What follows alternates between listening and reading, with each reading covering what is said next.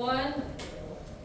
Good afternoon and happy Thursday mga kapamilya! Welcome to Star Magic Spotlight Press Conference where we interview and get to know your favorite kapamilya artists more and more in every press con. Of course, my name is Ayana Perlas, your host for today, and syempre, sobrang exciting as this is our episode for this month. We are going to be joined by, of course, one of the most trending love themes of our generation. Malalaman natin kung sino sila in just a little bit. But before anything else, syempre, mag-comment lang kayo down below or post your reactions in our hashtag Star Magic Spotlight. We are very excited to see your comments and baka mamaya we will read some of your comments in just a little bit. Pero syempre, i-greet din natin yung mga friends from the media natin dito.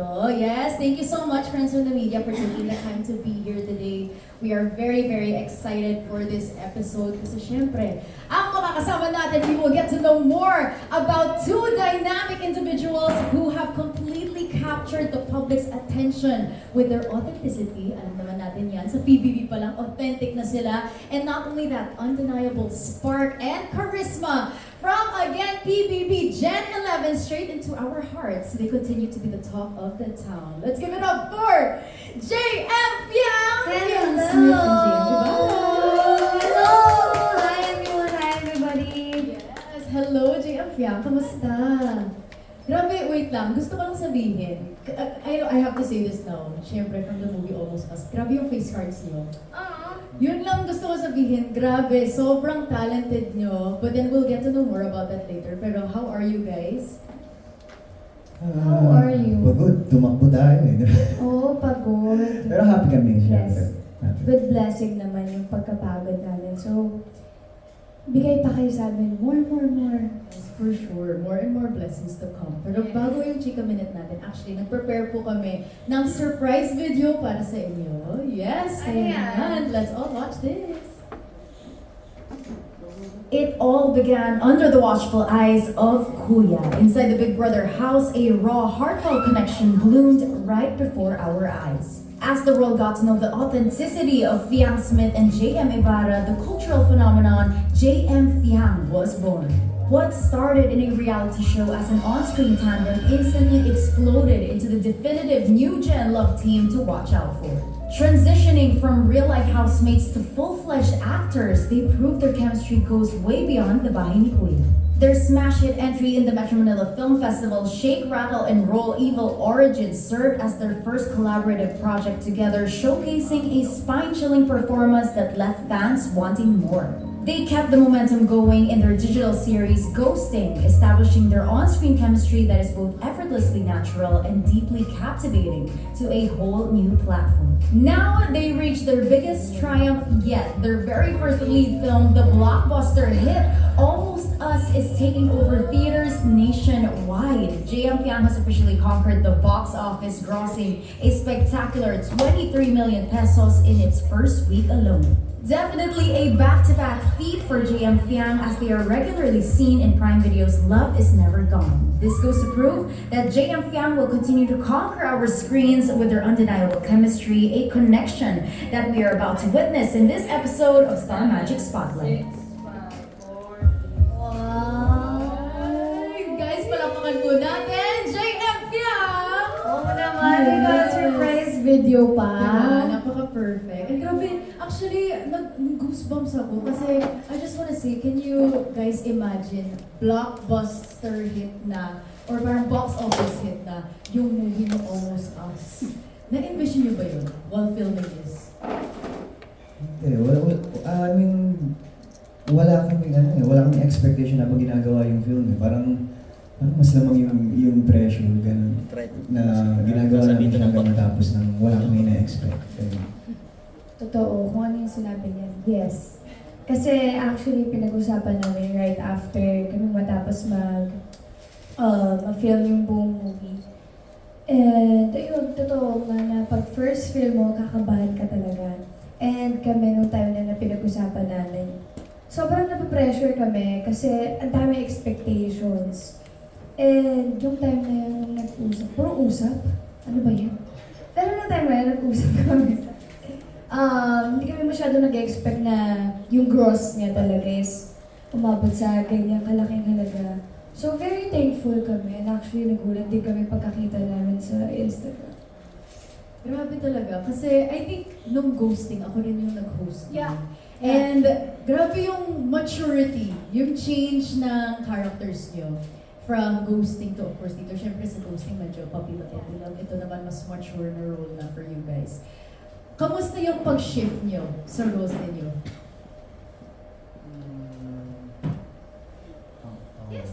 Pag tumingin ako sa sabihin, ikaw ako muna nagsasagot.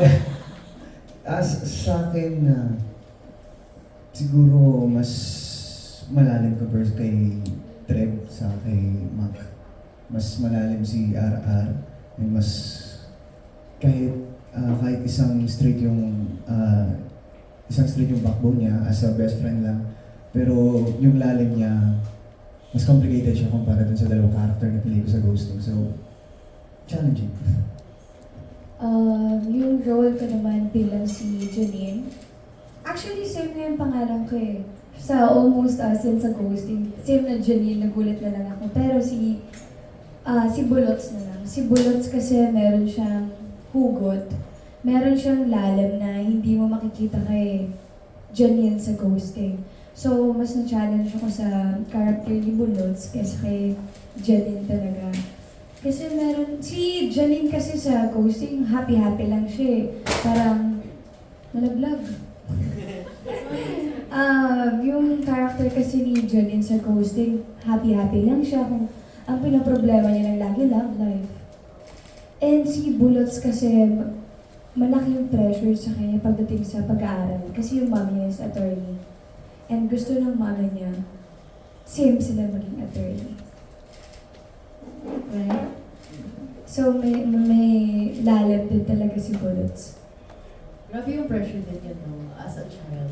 Pero ito, JM and Fiam, I also wanna know, syempre, of course, like what you mentioned, hugot. And alam mo, maraming, like, not only, syempre, supporters niyo, but even casual viewers na-impress dun sa performances mo, kahit na, like, medyo new pa rin kayo sa industry. Sobrang effective and natural ng acting niyo. Ano ba, like, coming from talent ba yun? Or say, coming from workshops? Ang galing niyo kasi. Sige ako na. Go. Ako, every time na meron akong breakdown moment sa eksena, siguro, marami na kasi din, kahit at a very young age, madami na din akong napagdaanan sa buhay. And siguro yun din yung nahuhugot ko every time na kailangan ko ng breakdown moments. Hindi kasi ako sanay talaga makatanggap ng compliment sa mga tao na every time kasi na kina-compliment ako, nahihiya talaga ako. Mas okay pa sa akin na, though very thankful ako na sa mga compliment, pero hindi talaga ako sanay. So, nahihiya ako. Ikaw? No, literal.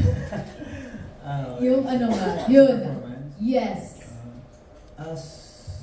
Same lang din. And siguro workshop. And syempre hindi namin may deliver yung hindi namin mabigyan ng buhay yung character namin kundi din dahil kay Derek Dan. Di ba? Di ba? Ayun, parang share ko na lang din nung after namin shoot yung teaser kahit wala siyang storyline. After na quick na session kami ng workshop kay Derek Dan. Parang get to know each other na lang din.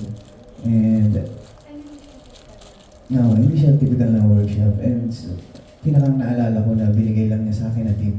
No, nung time na yon, which is yun yung pinakawakan ko kung bakit ganun ko dineliver si P. Ang sinabi lang niya sa akin na parang GM ano ang ginagalingan mo, huwag mong galingan. I mean, simpleng sentence lang, pero maigit 2 linggo kung pinag-aralan yun. I mean, na-realize ko nun yung difference ng film acting sa TV acting. Doon ko na-realize kung ano yung mini direct na ipakita ko sa PIP. So, I guess happy naman siya sa ginawa ko.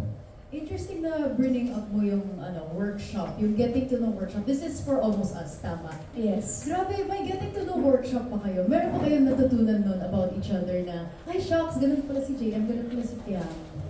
From that specific workshop? Meron ba? Hindi siya yung typical na workshop talaga na makikita mo. Tulad sa Meisner, meron talaga kayong i-build up. Doon kasi sa workshop na tinuro sa amin ni Direk Dan, iba siya eh. Parang yung purpose niya nun, parang sinala niya kami sa, okay, GM, ito yung film ha. Kasi that time, ang project na natapos namin is yung Ghosting. So it's small screen TV. So iba yung atake namin, gano'n. So parang gusto niya ma-warm up kami na film yung gagawin niya. Okay, ito, ganito, gano'n. So, gano'n. And ang pinaka naalala ko na, up until now, dala ko pa din yung sinabi ni Direk Dan na every time na may breakdown moments, think about one box. And then every box, meron siyang mga memories. Diba? And then, para mga sense memory mo na past.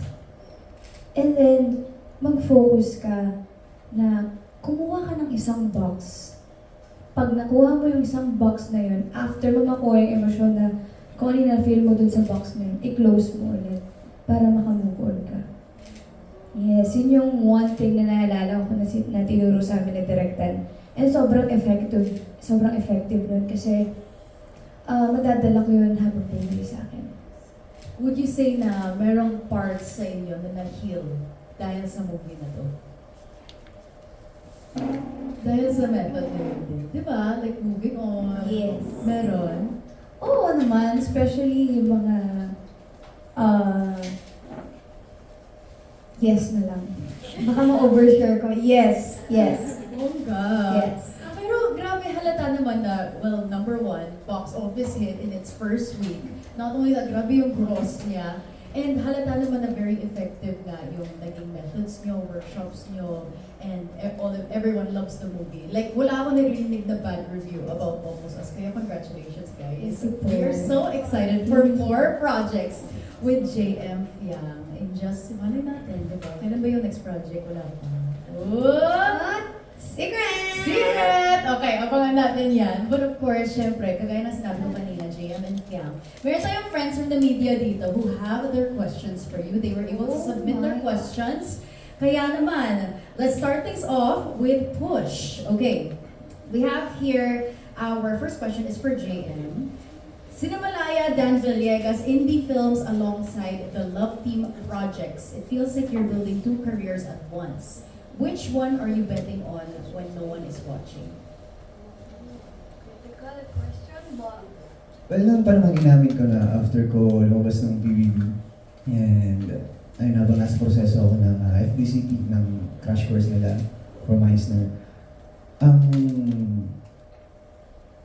Siguro I can say yung pinangarap or ginusto ko na maging as an actor is maging character actor talaga. Kasi parang doon ko nakita yung complexity as an actor.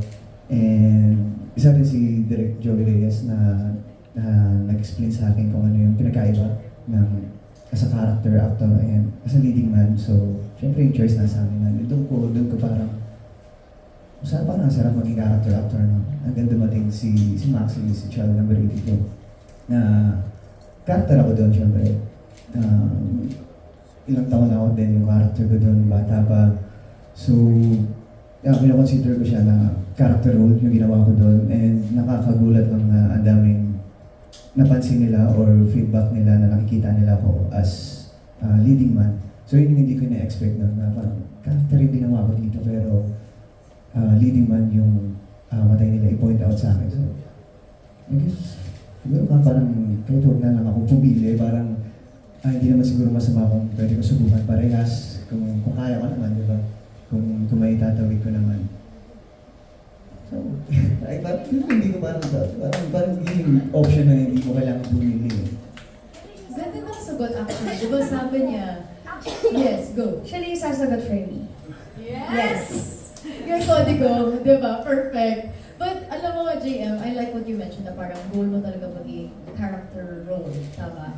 So, if you were to choose siguro kung a genre na gusto mo i-explore, na never mo pa na-try, anong genre yun? Action ba? Horror? Ay, horror na-try mo na eh. Action na-try mo na rin eh. Mini-action siya. Oo.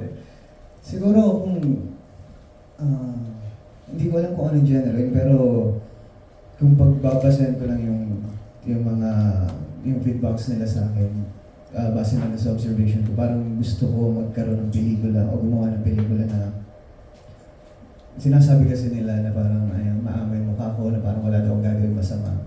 So parang gusto kong gumawa ng Psycho. gusto kong gumawa ng pelikula na parang kukunin ko yung loob ng audience sa una, and then at the end of the film, lahat sila galit sa akin. Parang gano'n. Parang sa akin. May pa-betrayal effect. Butos na. Yes, parang. na. Ako yung executive producer. Charis. Oh my gosh, bongga. Okay, Ang ganda nun, imagine. actually. Oo. Ganito yung palakpak ko sa'yo. Yes, hindi na isa. Fantasy, Lima. fantasy. Diba? Hindi ganon. Perfect. Ganon. I love it. Okay, i-manifest natin yan. Gusto ko din yun. Yan na lang role. Ay, gusto rin ni Pyang yung role na yun, bongga. Ganon na din role ko. Yes. Thank you so much, JM. Thank you for sharing. Okay, ito naman, si Fiang. Your question from Push. Okay, Fiang. Every shared glance with JM gets dissected by thousands of fans convinced they know what you feel. At this point, do you even trust your own emotions, or has the noise made that harder than it should be? May isa lang masasabi ko dyan. Actually, sinasabi ko na dito sa madaming interview ko na mahirap pekein yun. As in, kung pinipeke ko yung sarili ko na kikiligin ako sa kanya, kung pinipeke ko yung sarili ko na nasasaktan ako sa kanya, or kahit anong emosyon na ipakita ko sa movie, ang hirap pekein nun. Kasi kailangan mo maging sponge para ma-feel din ng audience kung ano yung na-feel mo nung ginagawa mo yung eksena. And hindi naman ako mahirap kiligin eh. Ang bilis talaga akong kiligin, swear talaga. And, yan, yun lang masasabi ko. Kung nakikita nila akong kinikilig sa movie, kinikilig din talaga ako in real life. Ay, cute. Diba? What you see is what you get kay Fiang, actually. Ever since naman TVB, very authentic si Fiang. Pero, okay, ito. May follow-up question ako for Fiang. Kailangan kong malaman, of course, syempre as a public figure, kailangan minsan may pangkasal, kahit na you're hurting, kailangan putting a smile on. How can you stay authentic but at the same time protecting your boundaries pa rin? That's a good question. Actually, pag pagod kasi ako, pag pagod ako, hindi ako umalis ng bahay. Pag every time din na, kunwari, sabihin natin na pagod ako this time. Yung mga fans din kasi namin, alam nila kung kailan ka pagod. So, meron silang time na mag-respect sa time namin na if ever nakikita nila sa mata namin na pagod na kami, hindi na sila mamimilit. Kasi naiintindihan nila na tao lang din kami, pagod din kami. And at the same time, pagka hindi naman kami pagod, talagang friends kaming lahat. Ganon yung turing namin sa kanila. So ngayon, pag ako pagod talaga, hindi na ako lumalabas. Kasi akong ma-judge again, na anak, sungit naman ito. So pag alam kong hindi ko kaya nang umiti, or hindi ko na kaya magpatawa, hindi na ako lumalabas.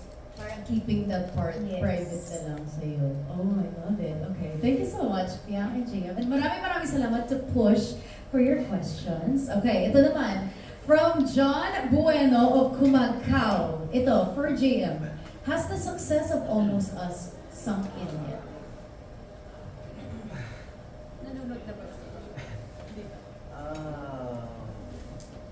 Honestly, yung pressure nandito pa rin. Yung daw kahit ang daming nagtatranslate na successful na yung film, nasa third week na kami dalawa, hindi pa rin namin siya film na parang nape-pressure pa rin kami. Sana marami pang hindi fan na makapanood, sana marami pang hindi fan yung maka-appreciate ng pelikula. Hindi lang para sa amin, kundi syempre doon na rin sa mga tao sa likod ng camera. So, kahit sa ilang beses na mabasa o may magsabi man sa amin na, congrats, blockbuster, gano'n na. Grabe yung gross, gano'n. Hindi namin siya ma-feel, parang hindi siya kaya pumasok sa isip namin hanggat hindi kami satisfied na, okay, ang daming casual viewers, ang daming casual na audience yung naka-appreciate ng pelikula. Parang yun yung goal namin, ganun tao. Totoo. And every time na nababasa namin na boss, ganito, ganyan. Parang hindi siya nagsisink in sa amin. Kasi, and at the same time, yung katulad na sinabi na gusto namin na may mga casual viewers pa na makapanood mo na ma-appreciate yung movie namin. Parang inulit ko lang. Oo. Yes.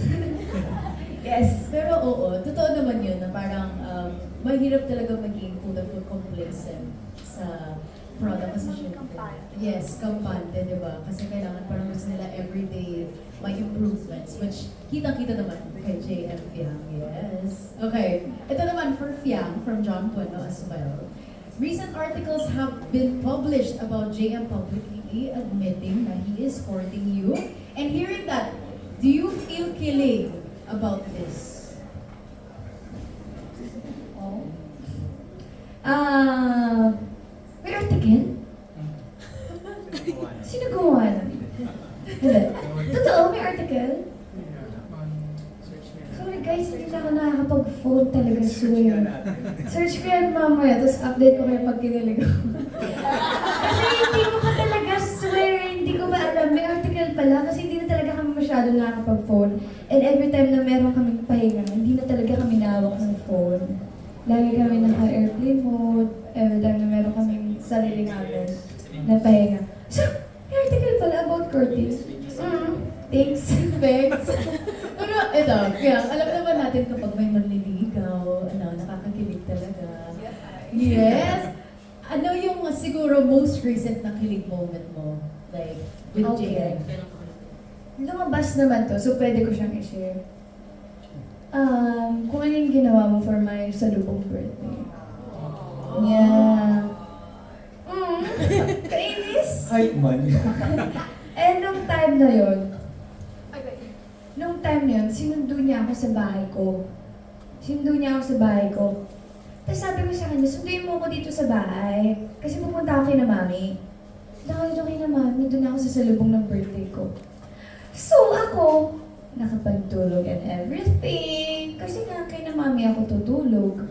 Nagpapahatid lang ako sa kanya para for my salubong birthday. And nagulat ako, bakit tayo nandito? And nandun sila Derek Dan, andun yung mga friends ko, andun sila Ate Nicole, andun yung mga glam team ko, and andun yung mga admins. And meron kaming fans doon, andun din sila sa loob. Andun yung writer, as in andun sila, Derek Kip. Andun lahat. So sobrang nagulat ako kasi buti na lang talaga naka-pekay pa ako. No? Diyos ko, kasi kung hindi, wala. Hindi ako mag-enjoy ng gabi na yun. Buti na lang naka-skin-tint pa ako ng gabi na yun. Kasi punta ako kina mami na. So yun yung pinaka-latest na ginawa niya for me. And sobrang na-appreciate ko siya doon. Kasi grabe talaga yung grabe yung planong ginawa niya. As in, wala akong kaalam-alam. Zero talaga. So, good job. Yes. O, diba? At least na-enjoy ni Fiang yung salubong niya. Perfect. Thank you so much. John Bueno of Kumakaw. Okay, ito naman we have from Metro.Style. This is for both JM and Fiang. Okay. You both received a lot of praise from your acting despite just starting after PBB. How do you deal with the pressure and how do you push yourselves to keep improving? Your turn. Sabi ni Fiang, your turn. Ano ba? Ako, tayo, ang dami naman traits na parehas na kami. So, parang sa amin, every time na nakaka-feel kami ng pressure, fuel na namin yun para, para mas pag-usayan pa kung ano yung path na gusto namin daanan, yung craft namin, pabutihan pa. And, yun lang, as in, nasa workshop, at syempre, hindi enough yung workshop kung hindi ka talaga maglala ng pagmamahal dun sa ginagawa mo. Syempre, kung mahal mo yung ginagawa mo, magiging magandang outcome na. So, mahal natin di ba? Yes, right. I love my job, guys. Super love my job. Yeah. Yes, that's it. Yes, love it. Thank you, JM and Fiang. Ito naman, siguro, yung Almost Us, syempre, I'm, like what you mentioned, nafe-feel nyo yung pressure, box office, blockbuster. Siguro, paano nyo i-handle yung pressure na kailangan nyo i-top yun? Actually, pag-usapan na namin. Okay. yan. Pero dahil dyan, ikaw ang unang sumagot.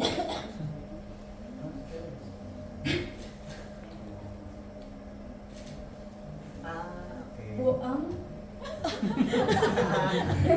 Ikaw lang ang Hindi, kwento. parang mas na-feel ko namin yung pressure na nung ang dami nang nakikita na black pass, tapos yung gross na yung lumalabas. So,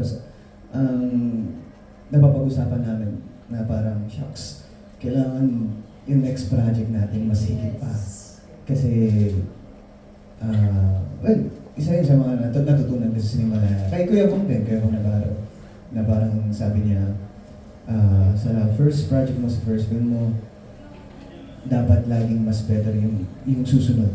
So, ayun, parang doon kami na pressure naman sa love team na kailangan mas solid yung kwento na gagawin natin sa next project and sana mas lumawak pa yung reach ng film na gagawin namin. So, nasa part na yun, doon kami nag-pressure. So, parang futuristic na kami. Ikaw, Piang. Sabi nila lahat ng pinag-usapan namin, wala na Sa akin mo kasi idagdag. pinasa. Siguro mas kung gagawa ka man kami ng panibagong film, siguro mas double na yung pressure. Kung ano yung naramdaman namin sa Almost Us, siguro mas double talaga siya. And, nakatulog siya. And, nasabi nila kasi talaga lahat eh. Na yung pinag-usapan namin. Actually, kanina din lang namin ito napag-usapan kasi nabanggit nga ni Ate Nicole na black bus, ganito, ganyan. And kami, napag-usapan namin kanina na, hello, what if, yung mga what ifs na kami. Kasi syempre, kailangan namin maging futuristic, kailangan hanapin yung reality, ganito, ganyan. So, ang dami namin what ifs. And, siguro yung nagpapalakas ng loob namin, siguro yung mga friends namin talaga. Kasi hindi na lang mag-blockbuster ito kung di dahil sa kanila. Parang sila talaga yung reason. Yes. Sa success ninyo. Siyempre gusto ko rin malaman, kagaya na sinabi niyo kanina, it's all about the story and the characters also. Meron pa kayong gustong siguro specific role as a love team or specific movie na gusto niyo i-try together at for your next project?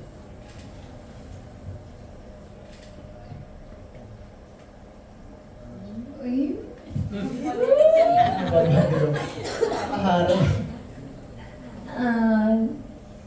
napag-usapan din natin yun. Ano yun? Nakalimutan ko siya. Swear. Baka mag-iba tayo. Ikwento mo sa'yo para maalala kay akin. Ako sa akin, siguro. I have! Okay, Diba? go. You know Mr. and Mrs. Smith? Yes. That! Yes. Oh my gosh, parang kakaiba siya kasi sa movie, Mr. and Mrs. Smith, syempre magkasama sila. So, wala silang alam na secret agent sila pareho. And inutusan sila na kailangan yung isa. So, parang ang cool nun. For me lang, for me. What's yours? Ano? Mr. and Mrs. Smith. Mas cute yung Mr. and Mrs. Ibarra. Ganon.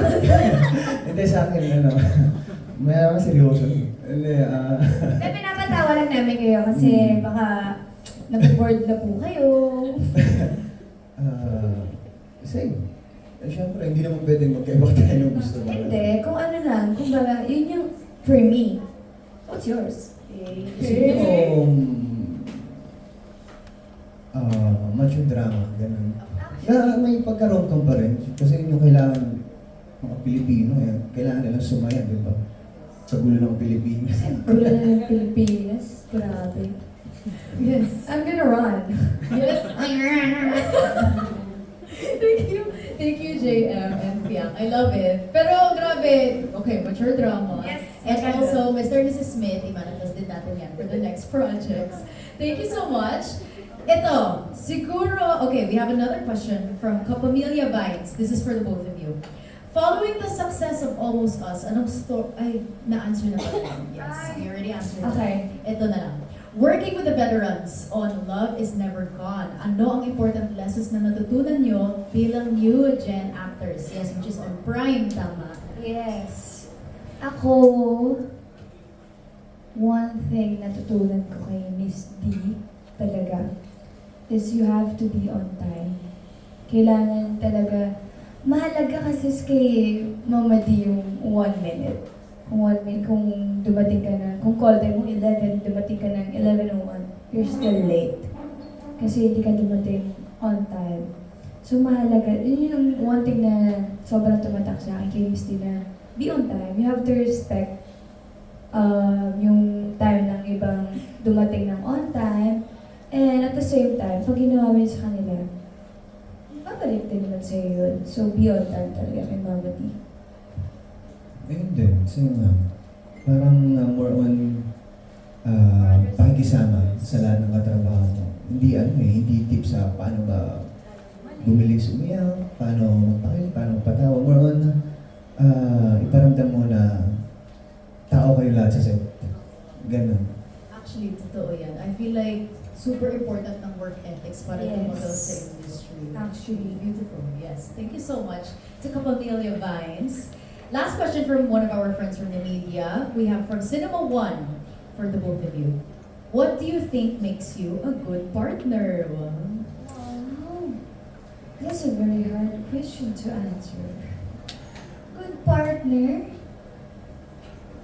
Parang pag sasagutin ko kasi siya ng sarili ko, parang self-proclaim. Ako sasagot sa'yo, ikaw sasagot sa akin. Para hindi naman masabi na self-proclaim na. Like parang ano ang green flag? Yes. Yeah, ano ang green flag ni Jaya? You first. Hindi, parang generally, parang siguro ang laking factor na best friend kami sa loob. Na sa PPP, sa bahay ni Kuya, na parang mas doon pa lang komportable na kami sa isa't isa. Doon pa lang kilala na namin yung isa't isa. So, kung ano man ipakita niya sa akin, hindi magugustuhan ng iba, wala kang pake doon. And vice versa, ganun din ako sa kanya na pagpaliwala lang sa amin dalawa, which is ang laking factor nun kung bakit mas naging strong pa yung band namin as a partner. Factor? Saan yung green flag ko dun? Generally. Magbigay ka. Stretch. Siguro green flag. Yung verde Ano kasi mo? verde. Hindi. Siya na, yung authenticity mo. Kasi parang that shows na hindi ka wala kang sikretong itinatago sa akin. Yes, honest. Yes, I. Ano ba yung yes, I? Search niyo guys yung yes, I. Ako, nagamit, kaka-yes, I ko to sa mga friends ko, nagamit ko tuloy dito. Ako, sa kanya, yung mga green flag niya, sobrang dami talaga. One thing na sobrang green flag niya is... Sige, magbigyan ko tatlo. Magbigyan. Nahihiya si Jay. Magbigyan ko. Char-char? One, sobrang... ano tawag dun? Go with the flow. Ano tawag dun? May other term. Huwag na nga. Gentle. May ibang term dun eh, pero never mind. Next, very understanding siya. Understanding, respectful. Sige, dun na lang muna. Yes, I love Nahihiya it. siya. Oh, shy time. Sabi niyo next question, please. Shy time? Shy type, di ba? Thank you so much, Cinema One. Grabe, halata naman na meant to be. Yes, good partners sila for each other. Yes, palapakan po natin JF Piang. But, of course, we have another question from one of our friends. Franz Sahorda, take it away. Hi, good afternoon sa inyo guys. Congratulations sa almost us. Thank you po. Sa hosting din. Okay, question. Okay, now let's proceed. Nabanggit na kanina. Let's talk about Love is Never Gone. So, sa mga hindi pa nakakanood, how would you describe your characters here? Tapos how do you see yourself, gaano kayo na-challenge in portraying your characters here? Napanood ko na yung episodes 1 to 4 and parang iba rin to, ibang JF yung yung papanood na. And for sure, taga-stretch pa to. So, how would you describe your characters? So, paano kayo na-challenge dito?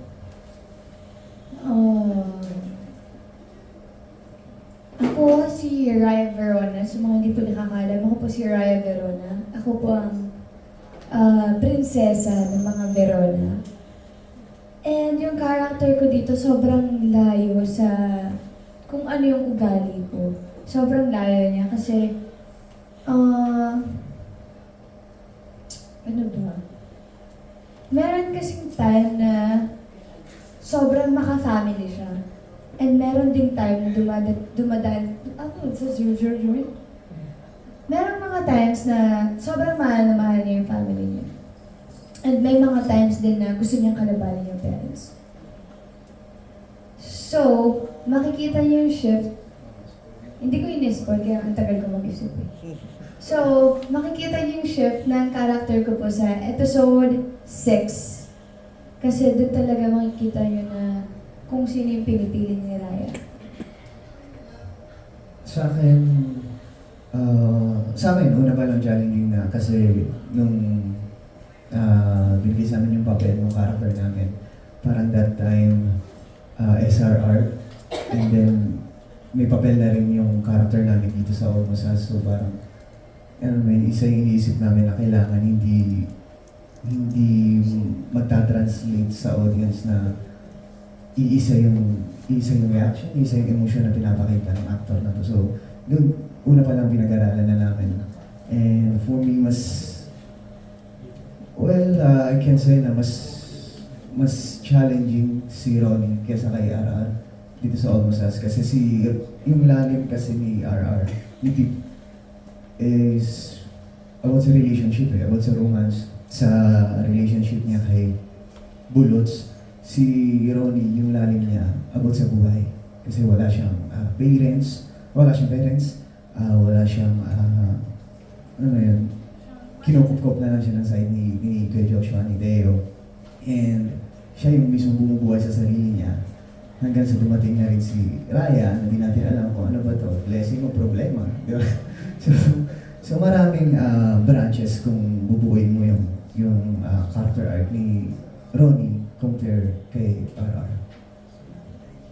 Looking forward to that. And ano yun sa inyo? Kasi, okay, ang pinag-usapan din sa serye na to, for Youth Young, is gaano kayo naging close ni Miss D dito sa paggawa niyo? So, my question would be, okay, so, how would you describe your relationship off-cam with Miss D? Ano yung, kanina bakit mo na yung natutunan? Like, parang how would you describe what do you think, paano kayo naging ganun ka-close ni Miss D? What is it about yung pagsasama niyo sa, sa serye? Actually, kami ni Mama, every time na wala pa kami eksena, lagi akong pumupunta sa kwarto niya para guluhin siya. Swear, lagi ko siyang ginugulo na, minsan pagka tutulog siya, yakap lang ako. And then, pagka wala pa kami, hindi pa namin eksena, pupunta naman siya sa kwarto namin nila Jane, nila Ivana na, wala, magkukwentuhan lang kami about mga chismisan. Mga typical na chismisan lang na ginagawa namin ni Mama. And sobrang, I can say na super close kami ni Mami. As in, kaya ko na mag-open sa kanya. Ganung point ng closeness namin. And nakakatuwa kasi at first, natatakot talaga ako kay Mami. Kay Mama D, natatakot ako na, pagpagulutod na ako, ganito ganyan. Pero, parang first day pa lang ng taping namin, nag-close na kami. I don't know how, pero bigla kami nag-click. Maingay din kasi si Mama din. Kaya I was thinking, wow, si Yang naging close kay Miss D kasi everyone knows na parang si Miss D hard to please. So parang ikaw in an instant, diba? So, anyway, last question na lang for the both of you. Okay, so looking back kasi napanood namin kayo sa TV and everything. Ano yung sa tingin niyo yung biggest misconception about you two? Hindi as a team, kundi as individually, na feeling nyo nabasag na ngayon and everyone is like, wow. Hindi, yung parang kumbaga, yung tingin na sa inyo before na wala na ngayon, nabasag na. Ay, may sagot ako dyan. pagiging singer ko. Yes. Wala nga yung singer na kasi ako muna. Ikaw wala. Ang pagiging nonchalant mo. Minsan kasi, go. Hindi ko na po. Hindi kasi ako, hindi ako aware kung anong tingin sa akin nung nasa loob ako sa tingin sa akin sa labas. Though alam ko maraming negative. Kumbaga sa akin, kilalanin niyo ako kung parang hindi ko na kontrolado kung magustuhan nila ako o hindi. So, hindi ako aware. Siguro, yung ano na lang, yung part na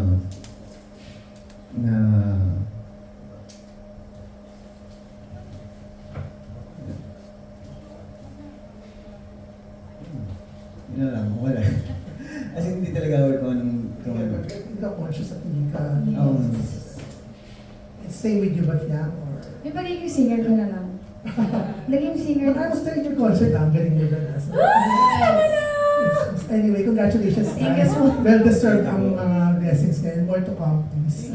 Thank you so much, Sir Franz. Ngayon naman, we would like to call on June Lai. Hello! Yan. O, kanina binanggit si Miss D kasi, so kaya sesegue na ako. No? Ang tawag sa iyo, Miss D, Piang, is may Little Little Shrimp. Shrimpy. O, hindi mo daw sa ano. sa Shrimp. At pinagluto ka niya, Yes. kahit may allergy siya, pinatikim na lang niya kay Danica. Yes. Masarap. Yeah. So, na-touch ka doon. Sobra ka. Super, kasi time na yun na inaya ko ni Mami mag-vlog. Fiang, let's vlog. Sabi ko, go, Mami. And then, what do you want? Do you want to do mukbang? Sabi ko, yeah, sure. Sabi, nagtanong siya sa akin, what do you want? What do you want to eat? Sabi ko, Mom, my favorite food is buttered shrimp eh. Pero I know you're allergic, so huwag na lang. Pero sabi ko, Mom, gusto kahit hindi. And then ako din nag-request na gusto ko talaga ng buttered shrimp. Pero nung time na hindi ko naman siya inayang kumain kasi I know she's allergic to shrimp. Pero very na-touch ako na, It's so nice. No? nagulat ako na niluto talaga ng nanay ko. Yeah. Ang bongga no, Piang. Kasi, linawin natin. Kasi may iba na, kasi tinanong si Miss D, tapos alam mo si Miss D, di ba? Kilala mo siya, parang nakaganon siya. Akala, nagtataray siya. Nakakaloka doon sa isang video, binigyang kulay ng ibang mga intrigera, di ba? But she will never do that to you. Kasi No. nagmamalaki ka niya sa amin eh. Yes, no, Grabe. never. At saka, yung mga, hindi kasi nila kilala si Mami D. Hindi nila kilala si Miss D bilang nanay. And hindi nila kilala si Miss D pagka walang camera. Nakakapag-judge lang naman sila pagka may camera. Pero pag nakilala talaga nila si Miss D ng gusto, masasabi talaga nila na sobrang bait ng nanay ko. At saka minsan, di ba, parang may mga reaction siya, kala mo, Yes. nagkakasakitan. Mm-mm. Oh, pero yun nga, depende kung si binigyan ng intriga ng iba. Yes, depende na sa tao yung kung bibigyan talaga nila ng meaning. Pero, one thing is for sure, na sobrang bait talaga. Muntik yun talaga. At kung love na love ka ni Dina, eto, si JM naman, nagulat si Miss D. Pinento niya sa amin. Kasi, nung mag-guest kayo sa House of D, nagulat siya na ini-introduce mo sa kanya si JM. Kasi hindi niya namukhaan. Ang gwapo-gwapo daw. Kasi ang kala niya nung una, si JM, kasi nung una pala niya makita, nakawig na red, tapos parang yung itsura, ang itim, kasi iniitiman pala siya ng makeup, di ba? Tapos sabi ni Miss D, my gosh, kala ko, listog yun, pero ang gwapo, naloka daw siya. Naloka siya sa itsura ni JM na. Hindi, nung kala niya kung sino yung pinapakilala mo, di ba? Oo. Yeah. So, anong naging reaction mo nung hindi niya talaga nakilala at all si JM? And JM, ano yung reaction mo na, ay, gwapong-gwapo sa iyo si Miss D. Siya na lang yung sumagot. O, sige. JM. Yan. Gwapong-gwapo.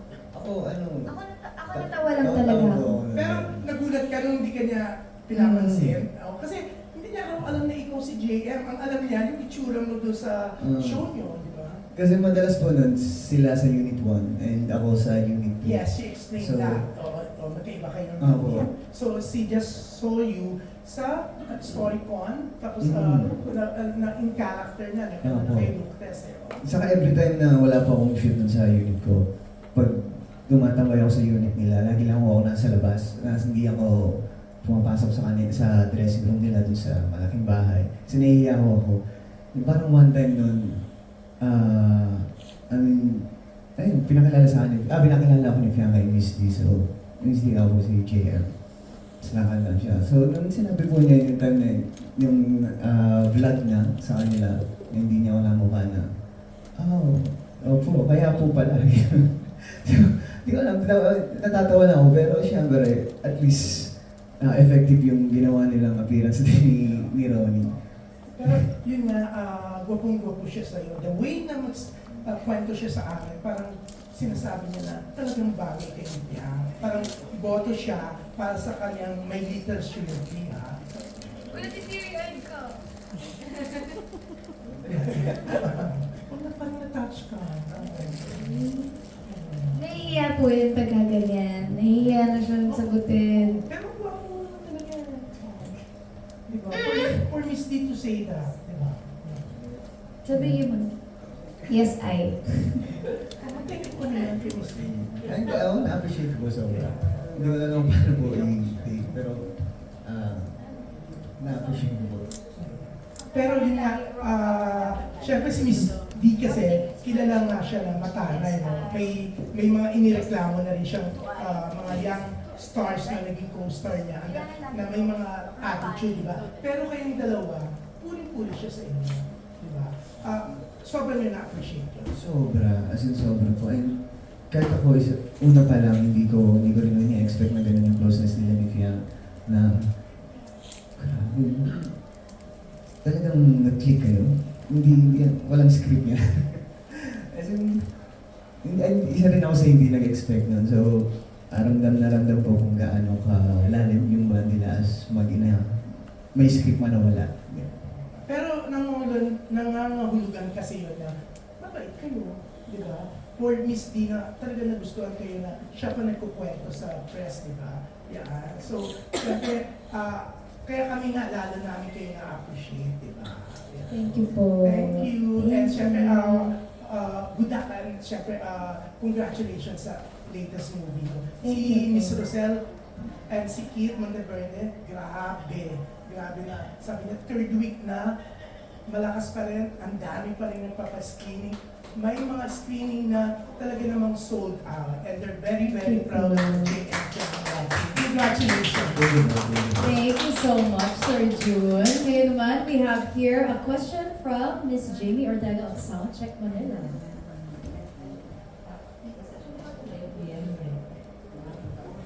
Ito na lang. Upo na lang po ako. Hi guys! So, ang question ko ay, so first of all, congrats sa movie niyo.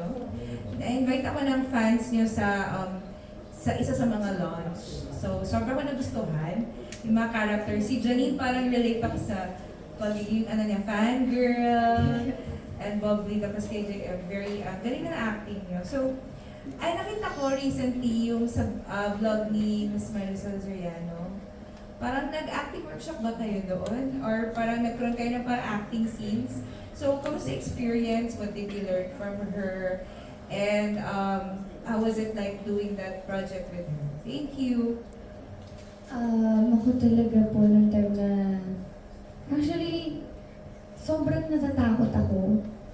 Sobrang kinakabahan ako kasi yung eksena doon, kailangan ko siyang sigawan. And sinabi talaga din sa akin ni Miss Marisol na, sige lang, sigawan mo ako. Gusto niya talagang sigawan ko siya. And ako natatakot ako talaga and nahihiya akong sigawan siya. Sinabi lang sa akin ni Miss Marisol na, kaya mo yan, sigawan mo ko, kaya mo yan. Tapos nung natapos na kami, doon ako parang, tapos na. Kasi sobrang nahihiya talaga. Nahihiya po talaga ako na isang karangalan masigawan ng isang Maricel Soriano. So, very, very nakaka-happy po talaga. I mean, kinabahan din. Pares ng buo may kinabahan na time na yun. Kasi first time niyang ginawa yung segment na yun. On the spot din. And ang nakakakaba rin, mga iconic lines na galing po mismo sa kanya. So, parang, ano nga yun, nakakahiya kung hindi namin ma-deliver sa kanya pa po mismo. Tapos siya pa yung mismo yung co-actor. So, parang, before and after, andun yung kaba na parang napawi lang nung nagbigay siya ng tip sa amin after nung namin dalawa. So, malaking karangan na nung maka-eksena ko sa Miss Maricel. And plus, nagbigay tip na galing pa po sa kanya. So, Ano mga tips niya? Secret! Para sa inyo Sabi lang. na lang. Sige, thank you guys and Thank you congrats! Thank you so much, Miss Jamie Ortega of Soundcheck Manila. Okay, wait, may follow-up question lang ako kasi nakita ko yun sa TikTok actually, nung yung workshop niyo. Tapos sabi ni Miss Maricel sa'yo, ang galing mo, Fiang, after. Ano yung na-feel mo? Actually, hindi siya nagsisink in sa akin. Nung time na sinabihan niya ako ng personal. Kasi, nandun pa din yung kaba ko na, shocks. Nasigawan ko siya ng buong ko. So, parang ako nahihiya pa din ako. Nandun pa din yung kaba ko. So, nung napanood ko na lang siya, doon ko na, sinabihan pala ako ng, thank you. Very good. O, diba? Okay, last two questions for me. Siyempre, ako, I always see yun nga sa social media, people always say na stars are born sa inyo. Parang kayo talaga yung next na patok talaga sa, as actors and actresses. So, ano yung nafe-feel mo na this is what people are saying about you, how talented you guys are? Ang laking pressure nun. Super laking pressure nun kasi kami as an actor, nag-overthink din kami naman na tama ba yung ginagawa namin, tama ba yung nagawa namin. And masabihan ka naman ganong klaseng salita. Though maganda siyang maging fuel para kung may gagawin ka mga other film or other teleserye, kargado ka. Pero at the same time, sobrang laking kaba nun, sobrang laking pressure nun for us. Yes, I? Yes, I. Ikaw, JM. ganun din naman, pressure din. And siguro, as an actor naman, parang ako personally nakafocus ako sa craft ko. Mapag-usayan ko, magawa ko ng tama yung mga role na ibabato sa akin. Parang hindi ako nakatingin sa yung star, yung spotlight, highlight. Basta ako, as an actor, ang focus ko lang magmarka yung role na gagawin ko, kahit hindi ako, yung role. Sa ganun ako natin. Galing ng mindset nila. Grabe, Napakaganda ng galing. mindset niyo. Galing I mo. love it. I love it. Yes, I love it. Feel ko ikaw na yung next host dito. I know, right? Manifesting. Pero kailangan, pag ako yung nag-host, kailangan tatawa na. Like, yes, I. Yes, I love it. Kailangan, magpatawa ka nga. Okay, ito na lang. Para to conclude our Spotlight Press Con, very light lang to. Mensahe para sa isa't isa. Oy. Yes!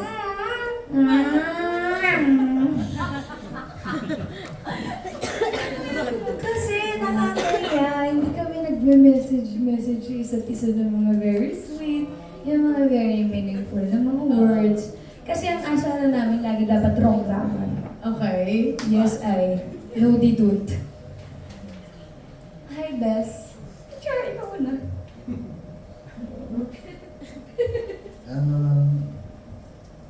Una syempre Thank you for loving me. proud ako. Nakikinig ka ba hindi? Sorry! Ay, sorry. Okay. Hindi lang. Proud ako. Hindi lang sa pelikula natin. Kasi, Ang weird. Rich, ang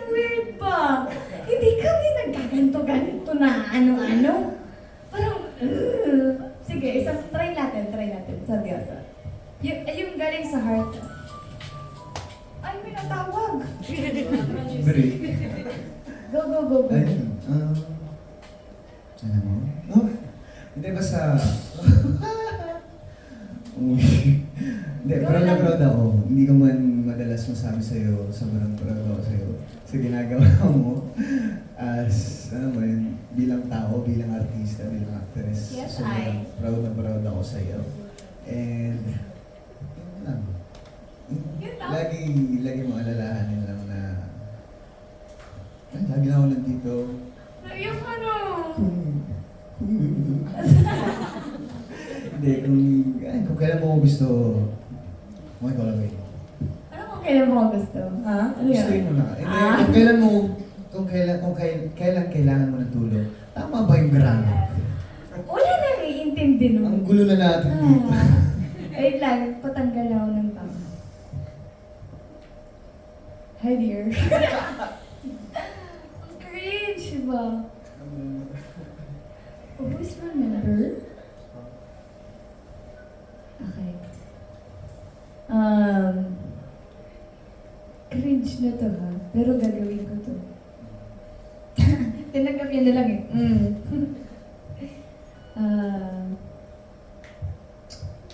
Kung ano man yung problema mo mapag... Oh. Huwag na, ang cringe. Ayun, Hindi ko sige kaya. na. Kahit one I'm sentence. very proud of you. Yun. One lang yun. Yes, one sentence. Pero syempre, ending it with a bang. O, di ba? Makakakat po natin, J.M. Ibarra and Fiam Smith. Syempre, before we let you guys go, mensahe nyo para sa supporters nyo. And syempre, Almost Us, go ahead. Ayan, so mga nakapanood na po ng Almost Us, maraming salamat sa JM Fiang, solid ko, solid ni JM. Maraming salamat po sa suporta na binigay niyo sa amin. Talagang, feel na feel namin po yung mga suporta na pinaparamdam. Ano yun? At, ano ba yun? Ito. Ito. Hindi naman, hindi mo ako dapat ito. Ay. Ang gulo-gulo. Maraming salamat po sa suporta na binigay niyo sa amin. Talagang feel po namin. Pagka may free time po kayo, dinner tayo. Thank you guys. Love you. Ikaw na! Ayan, gusto ko lang din po magpasalamat sa patuloy na sumusuporta sa Almost Us na tulungan niyo po kami promote yung pelikula hanggang nasa sinehan pa. Ay, oo, tama. Bukas na, May 22. Ang episode 5 and 6, 2 new episodes ang mapapanood niyo every Friday. Kaya naman huwag niyo kalimutan na i-download ang Prime Video na app at mag-subscribe na. Dahil sa Prime Video nyo lang po makapanood ang Love is Never Gone. Thank you so much! Palapakan po natin ulit, J.M. Fiang. Eh, syempre. Yes, go. Siyempre, maraming salamat po sa Jem Fiang Official and Jem Fiang Loyalist for the support. Maraming salamat din po Maraming salamat din po sa Fiangiverse, Fiang Global, Fiang Slayers, and Fiangi Solid. Maraming salamat guys. I love you all. Thank you. Mga chuchu. Thank you so much once again, J.M. Fiang, back here on Star Magic Spotlight Press Conference. Maraming salamat to all of our viewers for joining us. Friends from the media, thank you so much. But of course, hindi dito nagtatapos ang episode natin as we have another amazing guest joining us in just a few minutes. Again, my name is Ayana Perlas and I'll see you guys in a little bit. Stay tuned. Wala na pong live.